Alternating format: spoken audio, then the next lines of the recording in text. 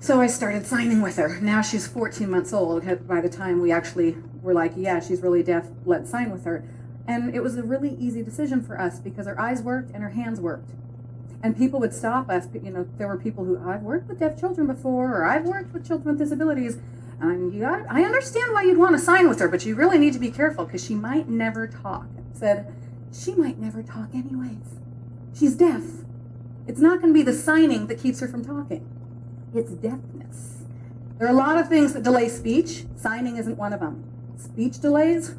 Those delay speech, let me tell you. Deafness and hearing impairments, that delays speech. Autism, Down syndrome, a lot of things delay speech. Signing isn't it. People say, well, it's a crutch. They'll use it forever. Crutches kind of get a bad rap. You break your leg, what do you need? You need a crutch.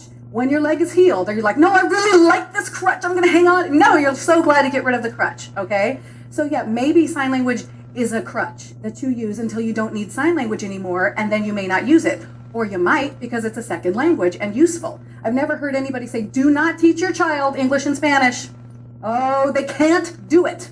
They're not that smart. They can't do it, and it's bad for them too. So American Sign Language is a language. We didn't have that thing that a lot of parents of deaf children have, where they say, I want my child to speak. I know a lot of parents get stuck there. They're like, I just want my kid to talk. And they all say, I want my kid to be able to order at McDonald's. I know why they say that.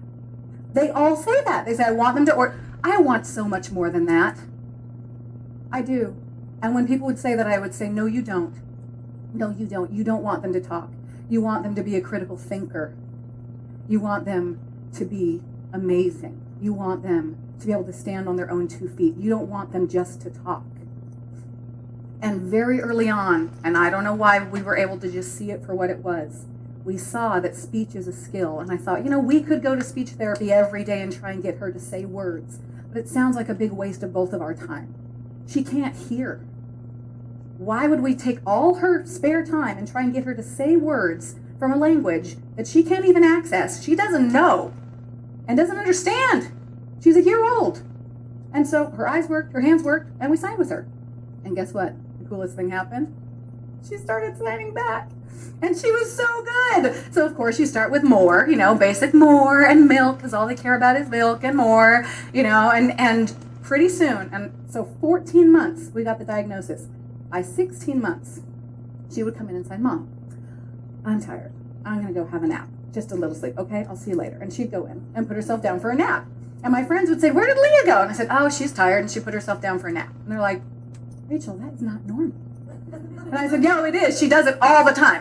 And they're like, but she knew the feeling, tired, and she knew what to do when she had that feeling. You put yourself down if only we were so smart as adults. I'm tired, but Facebook is calling, till midnight. And so it was so fun to experience Leah's world, a 1-year-old telling us about her world. She couldn't have done that if she didn't sign. Even if she could hear, she couldn't have told us the things that she told us. She'd come in, Mom, I really want a grilled cheese sandwich, and I want goldfish crackers. I love you. I'll see you later. I'll be watching TV. Just bring it to me, okay? I'm like, okay. All babies start communicating with signs. They do. They wave bye-bye, and you never think, don't let them sign bye-bye. They won't ever say it. No, your grandmas and grandpas and parents, you're like, they're waving bye-bye. You're showing off. You're so excited. It never crosses your mind to say, don't let them do that. They all start signing. They point to what they want, and they do this. What's that mean? What do they want? What is it? I know their fuse is about that long, isn't it? You better guess what it is, because they're pointing at the pantry and they're signing to the thing that they want. And now you start going, don't you? Do you want goldfish crackers? Did you want Oreos? Because you've got like 5 guesses before they blow, right? Okay. Yeah, this is a sign for tantrum. Here's the floor. You lay on your back and you kick and scream. Tantrum. I don't teach that one in signing time, for good reason. So yeah. They know what they want. They know. They're pointing right to it. What is your problem? I'm pointing right to it, and you're guessing. Why not give them signs?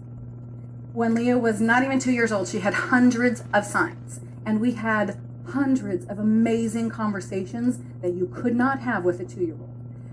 We moved to Los Angeles from Salt Lake City, and we're driving along. She says, Bobby, Bobby. I was Bobby for 7 years because Mommy and Bobby on the mouth look exactly the same. So Bobby, Bobby, and people complain about having to drive with their kids facing backwards. You just try driving around LA with a deaf kid in the backseat. Bobby, Bobby, wait for the light. Hold on, because I need both hands.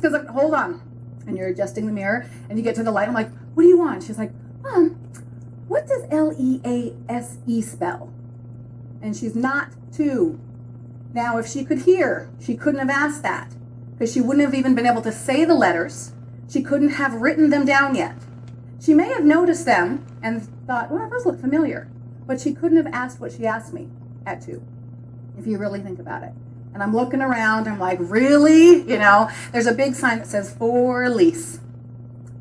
Well, Leah, you know how we have our home, and every month we pay to live there. Well, lease, that's the same, but for a business. They pay, and they have that space, and then they all work there. Why are we having this conversation? You're 2, right? And I imagine we drove along, and she looked over and saw Leas. Well, my name is Leah. I wonder what that means. Very, very, very possible. So she was able to direct and lead conversations that I never. Why would you point that out to your 2-year-old? No, you wouldn't. And she pointed out things to us that were just amazing. Leah did not have a newborn hearing screening. She was born in Salt Lake City, December 1996. And people kept asking, well, didn't she have the screening? Didn't she have the screening? I don't know. I was in the hospital, with a new baby, just trying to figure out nursing, Well, she didn't have a screening? I don't know. So I called the hospital, I called the nurses, I called the newborn unit, and finally somebody called me back and said, and I don't know if this is true or not, but we can do a little research and find out, but what they told me, they said, well, we did a study in January of 1996. January 1st, we started testing every baby that was born, doing the hearing test. We ran the study through the end of November, and in December, we didn't test any babies, but we compiled all of the results from our tests, and we decided it was worth it, and we would test every baby from here on out. I know I have chills, starting January. She was born in December of 96, and that 1 month where they were testing babies. And I'm okay with that, because I kind of have a feeling how it would have gone if they'd handed me my newborn baby and said, Rachel, she's profoundly deaf. It would have been a mess. I had a year of living with her and treating her like any other kid. And I think that was a real gift to her and to me, because I got to see she can have sleepovers with grandma. She can go play with cousins. I would have been like, I can't tell her where we're going and that we're ever coming back. How would I explain that to her? She doesn't even understand signs yet, And so we had that year. And then we had the signing. My nephew, Alex, was born about the time that Leah was diagnosed. And so my nieces and nephews had the benefit of being signed to from birth, where my deaf child didn't. Alex, at 5 months old, would cry and cry. My sister, Emily, would always sign milk, milk.